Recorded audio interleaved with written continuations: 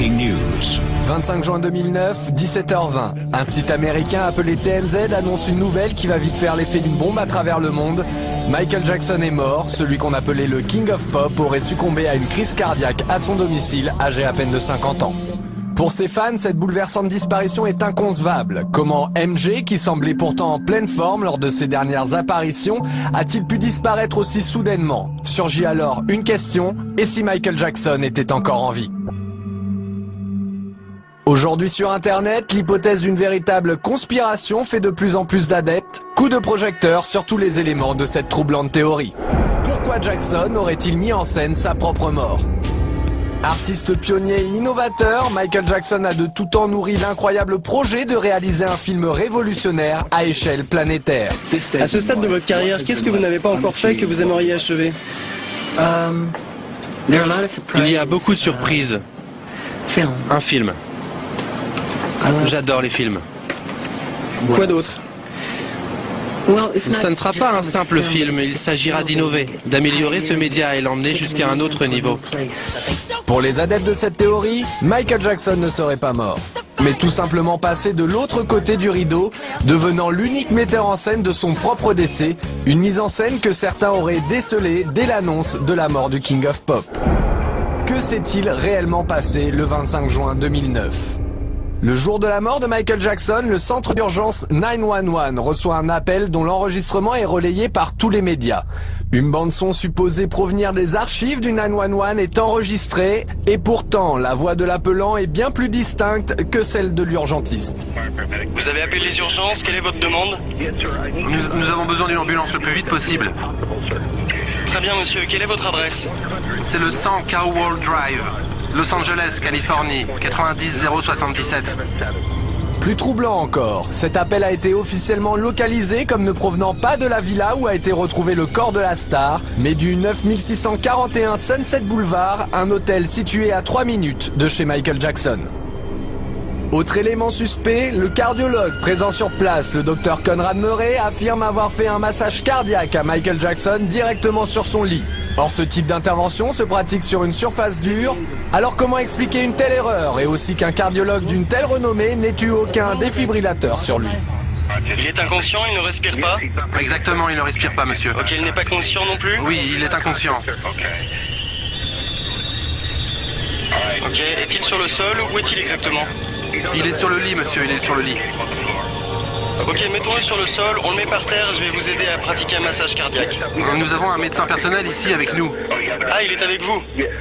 Oui, mais il ne répond pas à ces massages cardiaques. Ah, écoutez, on arrive. Et ce n'est pas tout. Pour certains, le comportement même de l'ambulancier semble suspect.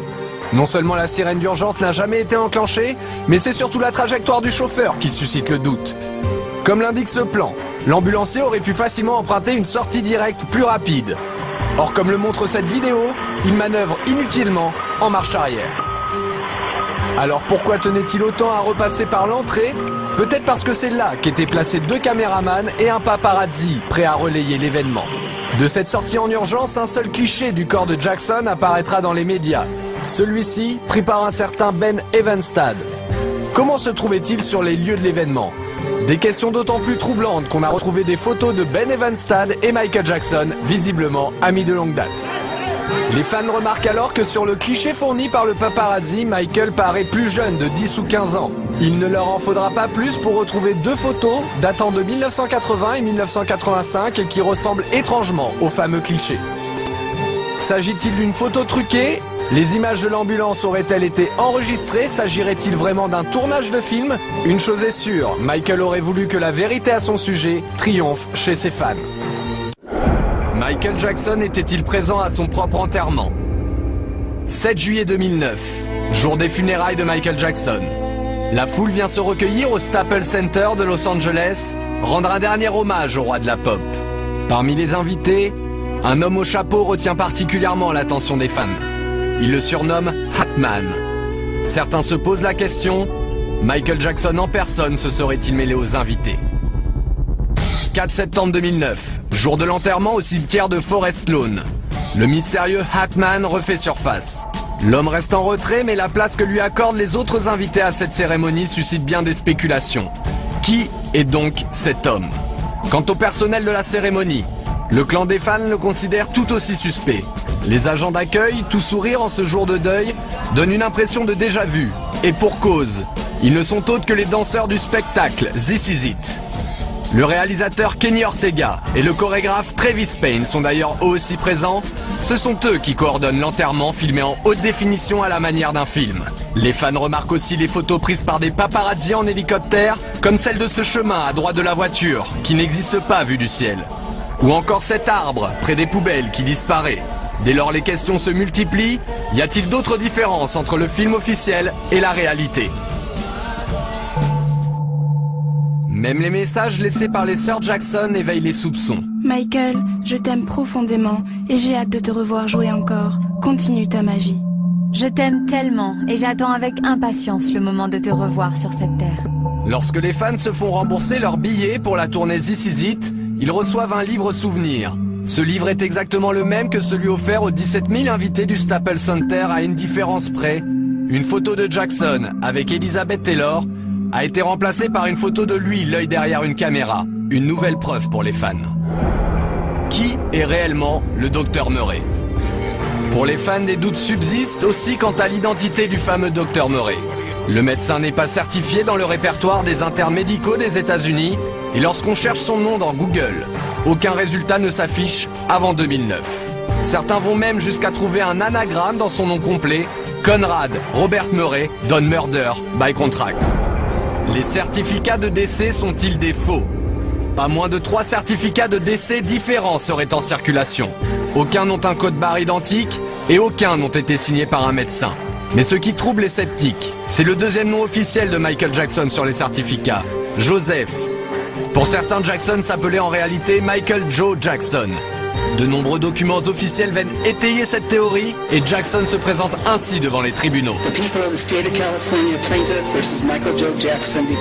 Alors comment est-il possible qu'une erreur aussi importante se soit glissée sur chacun de ces actes officiels? Devant le nombre d'erreurs, la réponse reste entière. Mais un autre détail éveille les soupçons des fans les plus passionnés. Lors de l'enterrement, ils remarquent que les 2 seules photos placées autour du cercueil sont issues de la pochette du disque Liberian Girl. Comme dans le clip de cette chanson, Michael Jackson est-il en train de faire croire à sa disparition alors qu'il est derrière la caméra?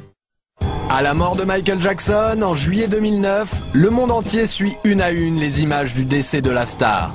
Une médiatisation à outrance qui va faire naître une étrange théorie. Michael n'est pas mort, les fans sont catégoriques. La disparition de leur idole a été montée de toutes pièces, comme le démontreraient certaines phrases de son entourage. Y a-t-il des lapsus révélateurs? Nous étions là, juste là, avec Michael, il y a à peine une semaine. Et pourtant, Michael Jackson était mort 2 semaines avant cette cérémonie. À la sortie de This Is It, Kenny Ortega continua ses étranges lapsus. Quand vous étiez en train de choisir, quelles images utiliser? Quelle était votre méthode? Tous les matins, j'emmenais Michael avec moi dans la salle de montage. Et on essayait de penser à ce que voudraient voir les fans dans ce film. Pourtant, les images de This Is It n'ont jamais eu vocation à être montées pour le cinéma.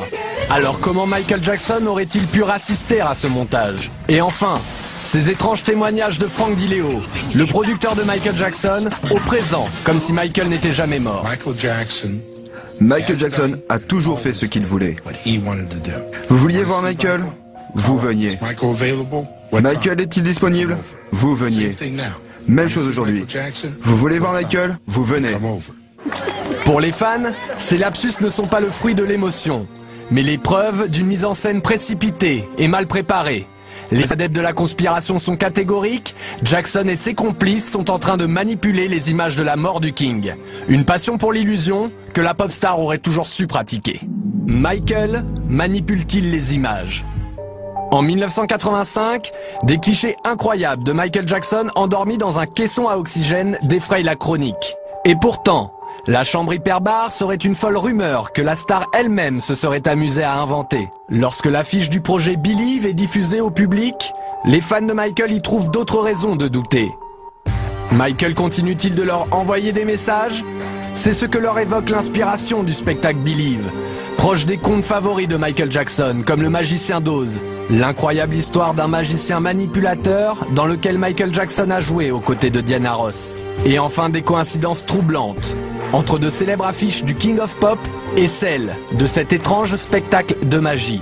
La vérité se cache-t-elle derrière Believe? Les fans veulent y croire et y voir une fois encore un signe de Michael Jackson.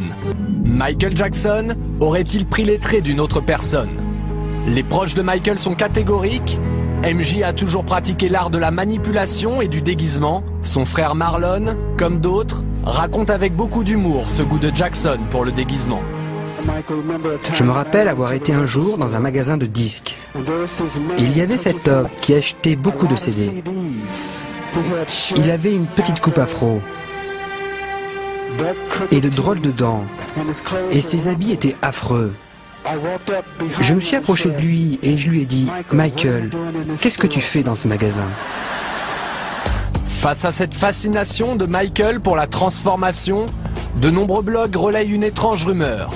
La star continuerait d'apparaître en public, systématiquement déguisée pour pouvoir observer ses proches et sa famille depuis sa mort, et notamment le jour de son propre enterrement.